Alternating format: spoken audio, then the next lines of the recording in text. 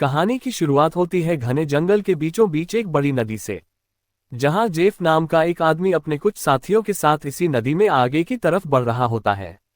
ये लोग सांपों को पकड़कर उसे शहर में बेचा करते थे। लेकिन आज ये लोग जिस जगह सांप पकड़ने जा रहे थे वो जगह बहुत ज्यादा खतरनाक थी। यहाँ बोट का कैप्टन भी जेफ से कहता है कि जिस जगह तुम लोग जा रहे हो वो जगह श्रापित है और जहरीले सांपों से भरी हुई है, और मैंने सुना है कि वहाँ क्रिम्सन नाम का एक बहुत ही बड़ा एनाकोंडा रहता है।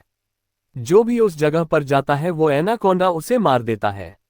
लेकिन जेफ मुस्कुराते हुए बोट के कैप्टन से कहता है कि बस तुम मुझे वहां तक पहुंचा दो, वहां तुम्हें तुम्हारे पैसे मिल जाएंगे और तुम अपनी बोट को लेकर वापस आ जाना। जेफ सांपों को पकड़ने का एक एक्सपर्ट शिकारी था और आज जेफ खास उस क्रिम्सन एनाकोंडा को पकड़ने के लिए इस जंगल में आया था। कुछ देर बाद ये लोग उस जगह तक पहुंच जाते हैं और यहाँ बोट का कैप्टन जेफ से ज्यादा पैसे मांगने की डिमांड करता है, क्योंकि यह एक बहुत खतरनाक जगह थी और यहाँ तक किसी को पहुंचाना एक बहुत ही बड़ा रिस्की काम था। जेफ भी इनकार नहीं करता और वह जेब से पैसे निकालकर उसे दे देता है। लेकिन जैसे ही बोट का कैप्टन पैसे लेने के लिए दोनों हाथ आगे बढ़ाता है तब जेफ जानबूझकर पैसे नीचे गिरा देता है, जिसे खुशी खुशी बोट का कैप्टन उठाने लगता है। पैसे उठाने के बाद जब वह मुस्कुराते हुए जेफ की तरफ देखता है तब जेफ उसके गले में चाकू घोंपकर उसे मार देता है और बेरहमी से उसका गला काटकर नदी के पानी में उसका सिर फेंक देता है। ये सब कुछ नदी के किनारे खड़े जेफ के साथी भी देख रहे थे। जेफ को ऐसा करते देखकर वह दोनों बहुत ज्यादा डर जाते हैं। इसके बाद जेफ अपने दो साथियों के पास आता है और उनसे कहता है कि अगर तुम दोनों ने भी मुझे धोखा देने की कोशिश की तो तुम्हारा भी यही हाल होगा। इसके बाद ये तीनों जंगल में आगे बढ़ते हुए एक जगह पर पहुंचते हैं जहां उन्हें सांपों की एक बड़ी मूर्ति दिखाई देती है, और ये देखते हुए जेफ कहता है तो आखिर क्रिम्सन एनाकोंडा की कहानी सच थी। दूसरी तरफ जेफ के साथियों को बहुत सारे सांप मिल जाते हैं, जिन्हें देखकर वह भी बहुत ज्यादा खुश हो जाते हैं। इसके बाद ये दोनों जल्दी से सभी सांपों को पकड़कर बैग में बंद करने लगते हैं, जबकि जेफ इन छोटे सांपों पर ध्यान नहीं देता और वो इस जंगल के सबसे बड़े सांप जिसका नाम क्रिम्सन एनाकोंडा है उसे ढूंढने लगता है। अब इन दो साथियों ने जो सांप कपड़ों के बैग में भर दिए थे उन सांपों को अकेले एक साथी बोट तक लेकर आता है। वो देखता है कि जेफ ने जिस आदमी का गला काटकर पानी में फेंक दिया था उसकी सरकटी लाश कुछ दूरी पर पानी में खड़ी है। ये देखकर उसे अपनी आंखों पर यकीन नहीं आया। तभी वो लाश अचानक पानी में डूब गई और तैरते हुए एक बड़ी सी चीज तेजी से उसकी तरफ बढ़ने लगी। वह आदमी डर के मारे तेजी से जंगल की तरफ भागने लगता है, लेकिन तभी बिजली की रफ्तार से एक बहुत ही बड़ा एनाकोंडा उसे जकड़ लेता है। वो एनाकोंडा उस आदमी की बॉडी पर लिपट कर उसकी हड्डियां तोड़ देता है और अपना बड़ा सा मुंह खोलकर उसे खाने लगता है। दूसरी तरफ हम उस आदमी के दूसरे साथी को देखते हैं जो सांपों से भरे एक बैग को लेकर जंगल में आगे की तरफ बढ़ रहा होता है। तभी वह अचानक एक जगह पर रुककर कुछ ऐसा देख लेता है जिससे वह बहुत ज्यादा डर जाता है। असल में उसने उसी बड़े एनाकोंडा की बॉडी को रेंगते हुए देख लिया था। जैसे ही वह एनाकोंडा एक पेड़ पर चढ़ रहा था तो उसके पेट को देखकर साफ लग रहा था कि उसने किसी इंसान को जिंदा निगल लिया है। अब इससे पहले कि वो आदमी अपनी जान बचाकर भाग पाता तभी वो एनाकोंडा उसके साथी की लाश को उगल देता है। इसके बाद वो सांप उस आदमी को भी पकड़ लेता है। वो सांप उस आदमी को जकड़कर जोर से दबाता है और पेड़ से लिपटकर उस आदमी को भी खाने लग जाता है। ये सब कुछ ही दूर से जेफ भी देख रहा होता है और ये देखकर जेफ अपने साथी को बचाने के बजाय खुश हो रहा था, क्योंकि जेफ भी यही चाहता था कि कोई उस सांप का चारा बन जाए और जब चारे को खाते समय सांप का ध्यान भटक जाए तब जेफ सांप को बेहोश करके मार दे। इसके बाद जेफ अपना शॉटगन निकालकर सांप को बेहोश करने ही वाला था कि तभी अचानक जंगल के सभी जानवर और बर्ड्स शोर मचाने लगे, जिनकी आवाज सुनते हुए वो एनाकोंडा अपने शिकार को ऐसे ही छोड़कर चला जाता है। आखिर कुछ तो ऐसा था जिससे जंगल के सभी जानवर डर रहे थे। अब यहाँ सीन कट होता है और हमें एक सर्कस शो दिखाया जाता है। ये सर्कस अब बंद होने के कगार पर था। कोई भी इस सर्कस को देखने का इंटरेस्ट नहीं रखता था। यहाँ सर्कस के मालिक के पास बिली यांग नाम का एक लड़का आता है जो सर्कस के मालिक को पैसों से भरा हुआ एक सूटकेस देकर सर्कस में काम करने वाले सभी लोगों को खरीद लेता है, क्योंकि उसने थाईलैंड जाकर एक नया सर्कस खोलने का प्लान बनाया हुआ था। सर्कस के लोग बिल यांग के पास इतने सारे पैसे देखकर परेशान हो जाते हैं, क्योंकि आज से कुछ साल पहले बिल यांग बहुत गरीब हुआ करता था। वो भी इन लोगों के साथ मिलकर सर्कस में काम किया करता था। लेकिन पता नहीं कि बिल यांग अब कौन सा ऐसा काम करने लगा जिससे वह रातों रात इतना अमीर हो गए। अगली सुबह बिल यंग बोट के जरिए सभी लोगों को थाईलैंड ले जाने का प्लान बनाता है। अब क्योंकि बिल यांग ने इन सभी लोगों को खरीद लिया था, इसलिए ये सभी उसकी बात मानकर बोट में बैठ जाते हैं और बोट का कैप्टन बोट को चलाने लगता है। रास्ते में बिल यांग बाथरूम में छिपकर किसी को कॉल करता है और कॉल पर वह सामने वाले से कहता है कि डिलीवरी तैयार है, जल्द ही मैं इन लोगों को लेकर तुम्हारे पास पहुंच जाऊंगा। बिल यंग की इन बातों से हमें पता चलता है कि वह बोट पर मौजूद लोगों के साथ कुछ गलत करने वाला है। कुछ दूर आगे जाने के बाद ये लोग देखते हैं कि आगे का रास्ता बंद है, जहां लकड़ी और कई सारे कंटेनर्स रखकर किसी ने रास्ता रोक दिया था। तब बोट का कैप्टन कहता है कि हम दूसरे रास्ते से जा सकते हैं, लेकिन उस रास्ते से जाते हुए हमें थाईलैंड पहुंचने में बहुत टाइम लगेगा। इसलिए बिल यांग को कैप्टन का आइडिया पसंद नहीं आता। वो कैप्टन को धमकी देता है कि जो भी हो हमें वक्त पर थाईलैंड पहुंचना है, क्योंकि वहां हमारा शो है जिसके पैसे मैं एडवांस ले चुका हूं। अगर हमने शो नहीं किया तो हम बर्बाद हो जाएंगे। कैप्टन कहता है कि अगर तुम लोग लंबे रास्ते से नहीं जाना चाहते तो फिर हमारे पास यही एक रास्ता है। वह कहता है कि हम इन सारी चीजों को बॉम्ब से उड़ा देंगे और अपना रास्ता बनाकर यहां से निकल जाएंगे। बिली यंग को कैप्टन की बात ठीक लगती है और वह इसके लिए तैयार हो जाता है, लेकिन उन्हें पता नहीं था कि यह लोग कितनी बड़ी गलती करने जा रहे हैं।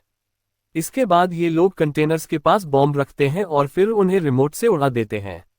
ऐसा करने से उनका रास्ता तो साफ हो गया, लेकिन धमाके की वजह से ढेर सारे सांप उनके बोट पर गिर जाते हैं, क्योंकि उन सभी कंटेनर्स में सांप भरे थे। डर के मारे ये लोग यहाँ वहां भागने लगते हैं। अब पूरी बोट सांपों से भर चुकी थी और यह सांप बोट पर मौजूद लोगों को डसने लगते हैं। यहाँ लेनी नाम की एक लड़की समझदारी से काम लेते हुए पाइप के जरिए प्रेशर से पानी खोल देती है और अपने आसपास जितने भी सांप होते हैं सबको बोट से नीचे पानी में गिरा देती है। बिल यांग डर के मारे बोट के बाथरूम में छिप जाता है, लेकिन तभी अचानक बाथरूम की छत टूट जाती है और बहुत सारे सांप बिल यांग के ऊपर गिर जाते हैं। उनसे बचने के लिए वह नदी में कूद जाता है और तैरते हुए किनारे तक पहुंचता है, लेकिन वहां पर भी एक किंग कोबरा उसके सामने आ जाता है। अब इससे पहले कि वह किंग कोबरा बिली को काट पाता, तभी कोई आदमी सांप पर पैर रखकर उसे कुचल देता है और बिली यांग की जान बचा लेता है। यह इंसान कोई और नहीं बल्कि जेफ था। अब जेफ ने बिली की जान बचाई थी, इसलिए बिली उसे अपने बोट पर ले आता है। जेफ यहाँ सभी से झूठ कहता है कि मैं एक वाइल्ड एक्सप्लोरर हूँ और एक एक्सीडेंट की वजह से यहाँ जंगल में फंस गया हूँ। तभी सर्कस के एक आदमी जिसका नाम जियाओ है, उसके कान में तेज दर्द होने लगता है। दर्द इतना ज्यादा था कि वह नीचे गिर जाता है। जब जेफ उसके कान में गौर से देखता है तो उसे पता चल जाता है कि जियाओ के कान में तकलीफ क्यों हो रही है। इसके बाद जेफ अपनी उंगली पर एक कट लगाकर उसे जियाओ के कान के पास ले जाता है और तभी जियाओ के कान से एक पतला जहरीला सांप निकलकर जेफ की उंगली को काट देता है। लेकिन सांप के काटने के बावजूद जेफ को कुछ नहीं होता और वह उस पतले सांप को पानी में फेंक देता है। ये देखकर लेनी बहुत हैरान हो जाती है और सोचने लगती है कि आखिर सांप के काटने के बाद भी जेफ पर जहर का असर क्यों नहीं हुआ। लेनी भी सांपों के बारे में जानकारी रखती थी। वह जानती थी कि एक सांप के जहर से इम्यून होने के लिए इंसान को बहुत सारा सांप का जहर अपने शरीर में डालना पड़ता है, तब जाकर उस इंसान पर सांप के जहर का असर नहीं होता। ये सारी चीज वह बिली यंग को भी बताती है और कहती है, मुझे जेफ ठीक नहीं लग रहा। तुमने भी देखा कि सांप ने उसे उंगली पर काटा, लेकिन जेफ को कुछ नहीं हुआ। लेकिन बिल यंग लेनी की बातों पर ध्यान नहीं देता और कहता है कि हमें जेफ का शुक्रिया अदा करना चाहिए, क्योंकि उसने मेरी और हमारे एक साथी की जान बचाई है। दूसरी तरफ जेफ इस बोट के कैप्टन से मिलता है। जेफ बोट के कैप्टन को ढेर सारे पैसे देकर एक नक्शा दिखाता है और बोट के कैप्टन से कहता है कि अगर तुमने मुझे नक्शे पर बताई गई जगह पर पहुंचाया तो मैं वहां पहुंचकर तुम्हें और भी ढेर सारे पैसे दूंगा। कैप्टन उस जगह का नाम सुनते ही बंदूक उठाकर जेफ पर तान देता है। वह कहता है कि अगर दोबारा तुमने वहां जाने की बात की तो मैं तुम्हें गोली मार दूंगा। दरअसल कैप्टन भी उस जगह के बारे में जानता था कि वहां एक बहुत ही खतरनाक क्रिम्जन नाम का एनाकोंडा रहता है। ये सुनकर जेफ वहां से चला जाता है। कैप्टन बोट में बैठकर मछलियां पकड़ने लगता है, लेकिन तभी हम देखते हैं कि कैप्टन जिस फिशिंग रोड से मछलियां पकड़ रहा था, वह फिशिंग रड नीचे से कोई जोर से खींचता है, जिसकी वजह से वह फिशिंग रड कैप्टन के हाथ से छूटकर नीचे गिर जाती है। अब कैप्टन उस फिशिंग रोड को उठाने के लिए नीचे झुकता है, लेकिन तभी उसे कोई पानी में नीचे खींच लेता है। दरअसल कैप्टन को किसी और ने नहीं बल्कि जेफ ने पानी में नीचे खींचा था। कैप्टन को मारने के बाद जेफ कैप्टन की बॉडी को उस जंगल में मौजूद एनाकोंडा को बुलाने के लिए चारे के तौर पर इस्तेमाल करता है। कुछ देर बाद सभी कैप्टन को ढूंढने लगते हैं, लेकिन बोट का कैप्टन उन लोगों को कहीं पर भी नहीं मिलता। लेनी को जेफ पर शक होने लगता है कि कहीं जेफ ने उसे मार तो नहीं दिया। वह जेफ से पूछती है कि कैप्टन कहाँ है, लेकिन जेफ कहता है कि मुझे कैप्टन के बारे में कुछ भी नहीं पता। वह ये भी कहता है कि यह जंगल है, यहाँ इंसानों का गायब होना आम बात है। तभी अचानक पूरे जंगल में एक अजीब सा शोर छा जाता है। जंगल के सभी परिंदे और जानवर शोर मचाकर भागने लगते हैं। तभी एकदम से उन सबको पानी में कुछ अजीब सी हलचल सुनाई देती है। एक साथ ही कहता है कि यह आवाज कैसी है। तब जेफ खुश होकर कहता है कि कुछ बड़ा आने वाला है। जेफ की खुशी से यह साफ जाहिर हो रहा था कि जैसे वह इस आने वाले खतरे का इंतजार कर रहा था। तभी हम देखते हैं कि नदी की गहराई में एक बहुत ही बड़ा अनाकोंडा जेफ के लगाए जाल की तरफ बढ़ रहा है। जेफ का लगाया हुआ फिशिंग रोड जोरों से नीचे की तरफ खींचता है। अब जेफ एनाकोंडा को पकड़ने के लिए फिशिंग रोड को पकड़ने की कोशिश करता है, लेकिन वह एनाकोंडा इतनी आसानी से जेफ के जाल में कहां फंसने वाला था। तभी वह एनाकोंडा उनके सामने आ जाता है। यह एनाकोंडा आकार में बहुत बड़ा और बेहद डरावना था, जिसे देखकर सबके गले में सांसें अटक जाती हैं। जेफ ने जो फिशिंग रोड की रस्सी पकड़ी हुई थी, एनाकोंडा उस रस्सी को जोर से खींचता है, जिससे जेफ नीचे पानी में गिर जाता है। वह एनाकोंडा जेफ को पानी में इधर उधर पटकने लगता है, लेकिन जेफ इतनी आसानी से हार मानने वाला नहीं था। वह खुद को बचाने के लिए तैरते हुए उसी नदी में मौजूद एक छोटी बोट पर चढ़ जाता है और एनाकोंडा को पकड़ने वाले जाल की रस्सी को उसी बोट से बांध लेता है। अब वह बोट पर खड़े होकर एक नुकीले औजार से उस एनाकोंडा पर वार करता है, लेकिन उस वार से एनाकोंडा पर कुछ ज्यादा असर नहीं होता। एनाकोंडा जेफ को पकड़ लेता है। वह एनाकोंडा जेफ के साथ साथ उस बोट के ऊपर लिपट कर नीचे पानी में डुबो देता है। दूर खड़े ये लोग ये सब कुछ देख रहे थे और उन्हें लगता है कि जेफ मारा गया, लेकिन अगले ही पल जेफ तैरता हुआ पीछे से वापस बोट में आ जाता है। ये देखकर सभी लोग हैरान रह जाते हैं। अब जेफ फिर से पानी में एनाकोंडा ढूंढने लगता है, लेकिन उसे नहीं पता था कि एनाकोंडा अब पानी में नहीं बल्कि उसके पीछे बोट की छत पर है। एनाकोंडा सबके सामने अपने मुंह से कैप्टन की बॉडी को उगल देता है। ये देखकर बोट पर सभी लोग बहुत डर जाते हैं। ये लोग एनाकोंडा से खुद को बचाने के लिए इधर उधर भागने लगते हैं। वह एनाकोंडा कमरे में बंद सकस के दो साथियों को मारने ही वाला था कि तब भी पीछे से जेफ हाथ में एक नुकीला औजार लिए एनाकोंडा पर हमला कर देता है, जिससे एनाकोंडा और भी ज्यादा गुस्सा हो जाता है और अब एनाकोंडा जेफ की तरफ बढ़ने लगता है। लेकिन जेफ एनाकोंडा से खुद को बचाते हुए उससे छिप जाता है, मगर एनाकोंडा भी जेफ का पीछा नहीं छोड़ता। वह जेफ को ढूंढने के लिए बोट के अंदर घुस जाता है, जहां बोट के अंदर सकस के बाकी लोग भी छिपे हुए थे। लकीली एनाकोंडा बिल्ली और डायना को देख नहीं पाता। वह उनके ऊपर से रेंगते हुए खिड़की से होकर बोट से बाहर निकल जाता है। ये सभी लोग बोट के कोने कोने में छिपे हुए थे। एनाकोंडा इन लोगों को ढूंढते हुए जब बाथरूम की तरफ जाता है तो वह एक बच्चे और जियाओ को देखता है। एनाकोंडा तुरंत उन दोनों पर हमला कर देता है, लेकिन ये दोनों खुद को बचाते हुए वहां से निकल जाते हैं। अब उनके पास लेनी भी पहुंच जाती है। जैसे ही एनाकोंडा लेनी पर हमला करता है, तब जियाओ समझदारी से काम लेते हुए एनाकोंडा के सिर के आगे एक मटका लाता है, जिससे एनाकोंडा का सिर मटके के अंदर फंस जाता है। मटके से अपना सिर निकालने के लिए एनाकोंडा तड़पने लगता है और इसी हलचल में यहाँ पर केरोसिन ऑयल का गैलन गिर जाता है। एनाकोंडा अपने सिर से मटके को निकालने के लिए पूरी तरह से बेकाबू हो जाता है। वह यहाँ वहां खुद को मारता है और आखिर में वह अपने सिर को बोट से पटक कर मटके को तोड़ देता है, जिससे उसका सिर आजाद हो जाता है। लेकिन आजाद होते ही पीछे से जेफ एनाकोंडा के गले में रस्सी का फंदा डाल देता है। इससे पहले कि जेफ उस एनाकोंडा को पकड़ पाता, तभी नीचे केरोसिन ऑयल गिरने की वजह से बोट में आग लग जाती है और आग धीरे धीरे बढ़ते हुए बोट में रखे बमों तक पहुंच जाती है, जिससे बोट में ब्लास्ट होने लगते हैं। तभी बोट में एक बहुत ही बड़ा ब्लास्ट होता है। अब बोट पर मौजूद सभी लोग खुद को बचाने के लिए पानी में कूद जाते हैं, लेकिन जेफ ने एनाकोंडा के गले में रस्सी बांधी थी, जिस वजह से वह भाग नहीं पाता और आग में जलकर मर जाता है।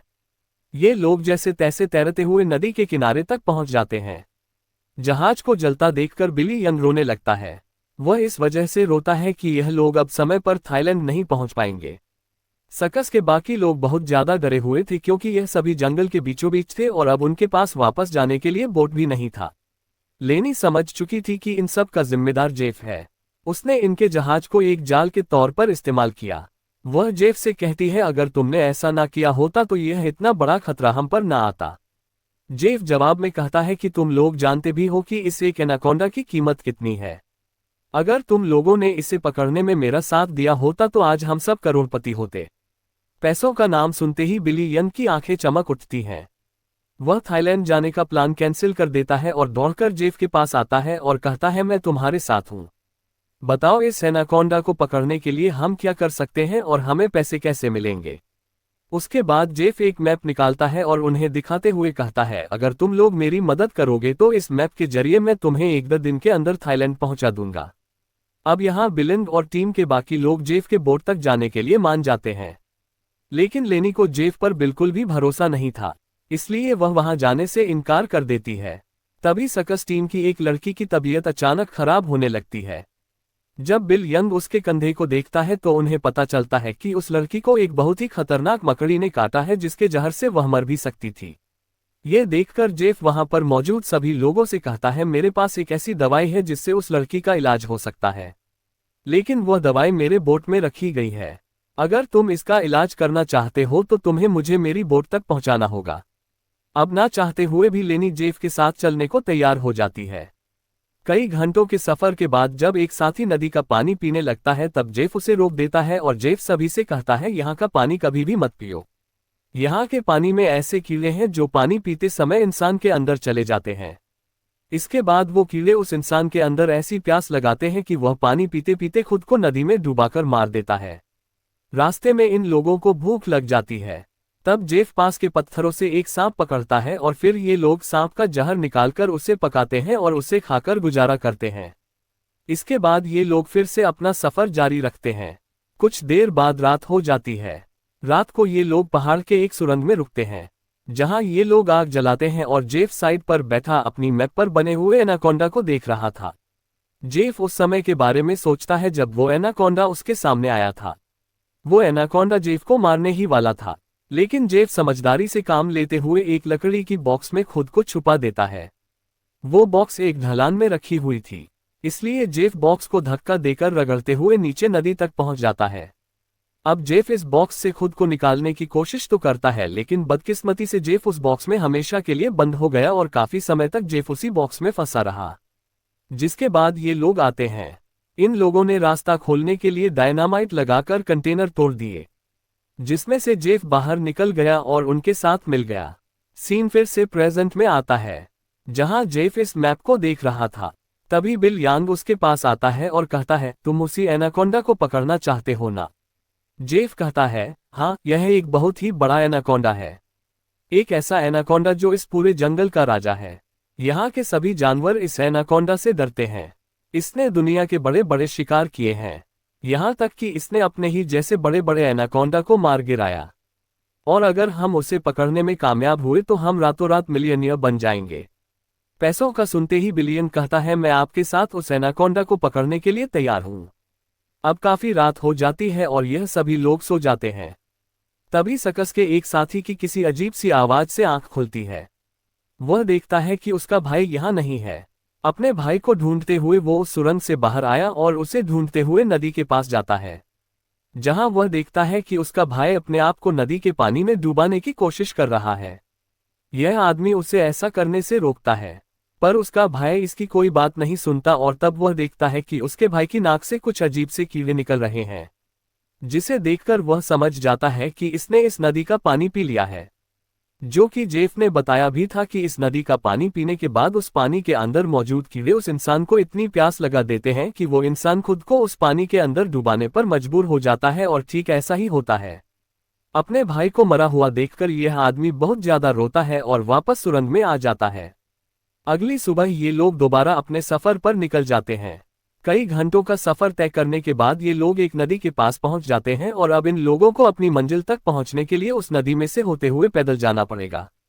अब ये लोग पहले तो उस नदी में उतरने से काफी ज्यादा डर रहे थे, लेकिन कोई दूसरा रास्ता ना होने की वजह से मजबूरन इन लोगों को उस नदी में उतरना पड़ता है। थोड़ा ही आगे जाने के बाद अचानक एक लड़का नीचे की तरफ इशारा करता है और हम देखते हैं कि इन लोगों को एक बड़े एनाकोंडा ने चारों तरफ से घेर लिया है।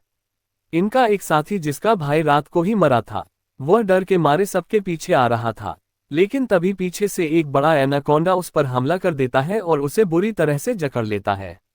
लेनी उसकी मदद करने के लिए आगे बढ़ती है पर वह ज्यादा कुछ नहीं कर पाती क्योंकि उसके पहुंचने से पहले ही एनाकोंडा उस आदमी की हड्डियों को तोड़ चुका था और फिर वह एनाकोंडा उस आदमी को अपने साथ पानी में डूबा देता है।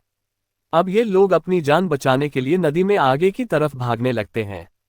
कुछ देर बाद आखिर यह सब लोग जेफ की बोट तक पहुंच जाते हैं, जहां जेफ अपने वादे के मुताबिक उन लोगों को उस लड़की के लिए एंटीडोट दे देता है जिसे कंधे पर जहरीली मकड़ी ने काटा था। अब यहां से थाईलैंड की जमीन भी काफी करीब थी और यह सभी थाईलैंड जाने के लिए निकलते हैं। लेकिन तभी जेफ उन लोगों को रोक देता है। दरअसल जेफ इसलिए इन लोगों को इस जगह पर लाया था ताकि वह इन लोगों को चारे की तरह इस्तेमाल कर सके।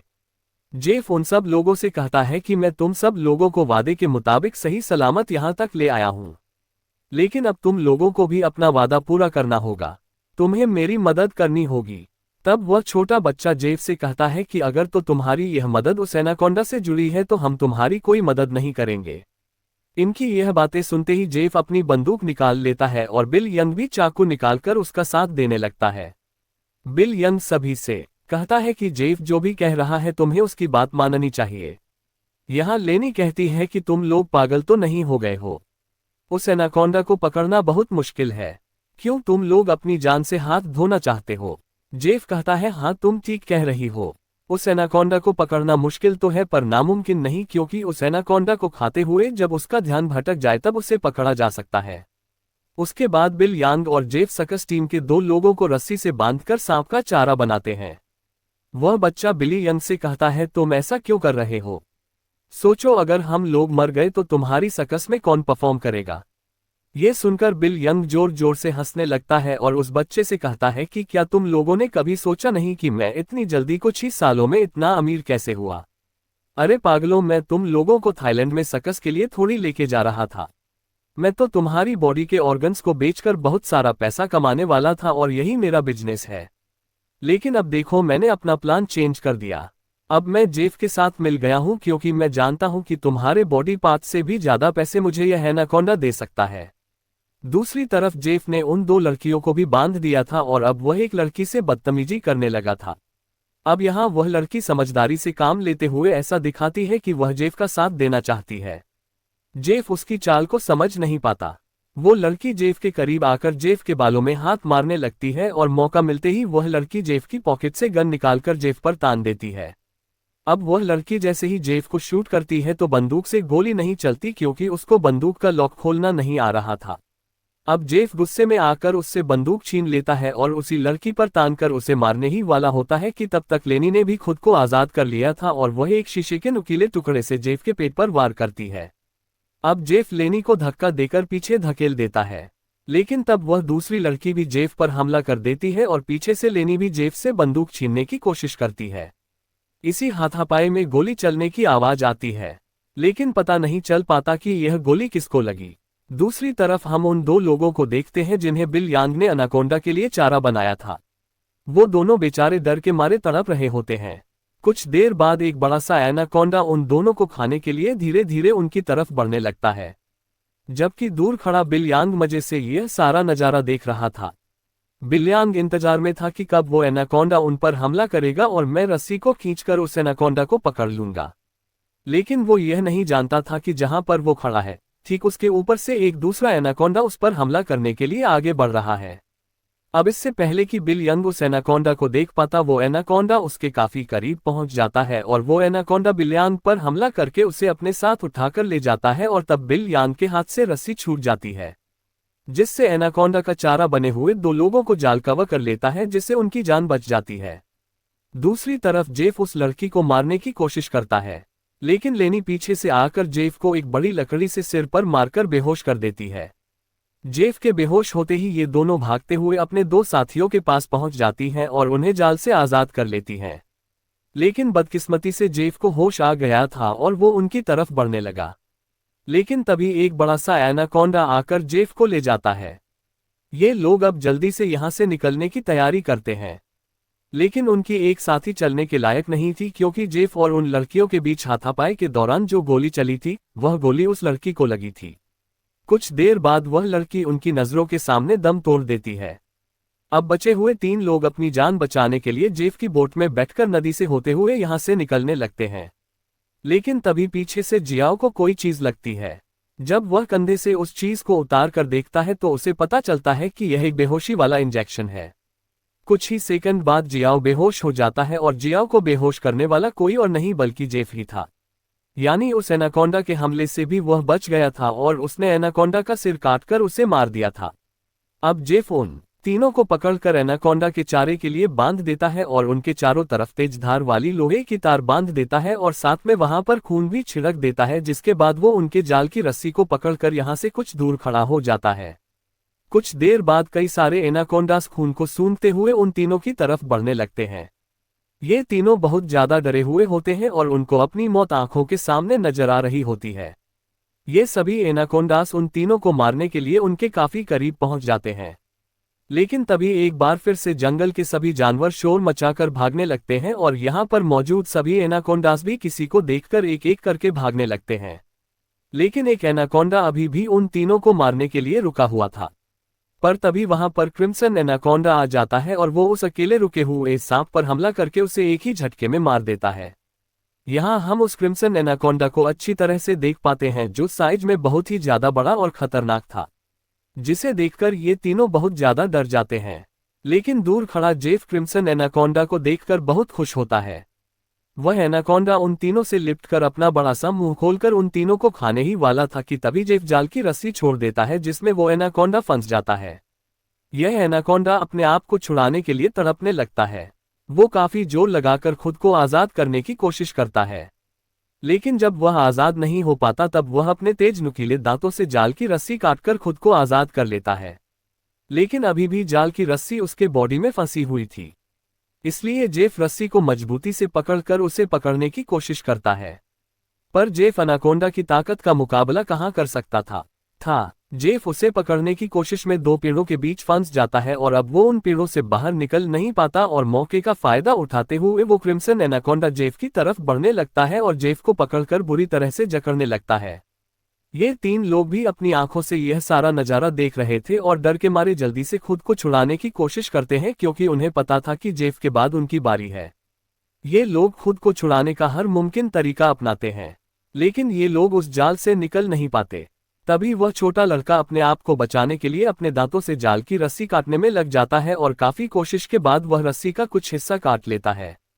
अब थोड़ी ही रस्सी बची थी, इसलिए वह अपने दांतों की पूरी ताकत लगाकर रस्सी को काटने लगता है, जिससे उसके दांतों से खून आने लगता है। यहाँ क्रिम्सन एनाकोंडा जेफ को बुरी तरह से जकड़ लेता है और वह जेफ को दबाकर उसकी हड्डियां तोड़ने लगता है, जिसके बाद वह क्रिम्सन एनाकोंडा जेफ को भी जिंदा निगल लेता है। दूसरी तरफ वह बच्चा अपने दांतों से रस्सी तोड़ने में कामयाब हो जाता है और वह उन दोनों को भी आजाद कर लेता है और ये लोग नदी की तरफ भागने लगते हैं। लेकिन जेफ को मारने के बाद अब वो क्रिम्सन एनाकोंडा उनके पीछे पड़ जाता है। ये दोनों एक पेड़ के पीछे छिप जाते हैं, जबकि वह बच्चा एक लकड़ी के बॉक्स के अंदर खुद को छिपा लेता है। पर एनाकोंडा उसे देख लेता है और अब वह एनाकोंडा धीरे धीरे उस बच्चे की तरफ बढ़ने लगता है। बच्चा पूरा जोर लगाकर उस कंटेनर से बाहर निकलने की कोशिश करता है, लेकिन उस कंटेनर के दूसरी तरफ का दरवाजा बंद था। वह बच्चा चिल्लाकर उन दोनों से मदद के लिए पुकारता है और वह एनाकोंडा भी अब बच्चे के काफी करीब आ चुका था। अब इससे पहले कि एनाकोंडा उस बच्चे को मार पाता, तभी बाहर से जियाओ कंटेनर का दरवाजा तोड़कर उस बच्चे को बचा लेता है। अब ये तीनों फिर से अपनी जान बचाने के लिए एनाकोंडा से भागने लगते हैं, लेकिन ये पूरा जंगल उसी एनाकोंडा का था। इस जंगल में होते हुए ये लोग उससे बचकर नहीं जा सकते थे, इसलिए ये लोग एक पेड़ के पीछे छिप जाते हैं। पर तभी कुछ दूरी पर वो एनाकोंडा उन्हें देख लेता है। उन्हें देखते ही वो एनाकोंडा तेजी से उनकी तरफ आने लगता है।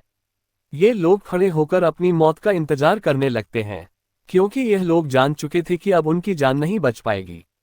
पर जैसे ही वो एनाकोंडा अपना बड़ा मुंह खोलकर उन पर हमला करता है, तभी एक मजबूत लोहे की नुकीली तार से उसका सिर बीच से कट जाता है। ये नुकीली तार असल में जेफ ने बिछाई थी, जिससे क्रिम्सन एनाकोंडा का खात्मा हो जाता है। ये लोग यकीन नहीं करते कि उनकी जान बच गई और ये लोग काफी देर तक उसकी बॉडी को देखते रहते हैं और फाइनली यह लोग जल्दी से उस जंगल को छोड़कर यहाँ से निकल जाते हैं। इसी के साथ ये कहानी खत्म हो जाती है। अगर आपको यह वीडियो अच्छी लगी हो तो हमारे चैनल को सब्सक्राइब और वीडियो को लाइक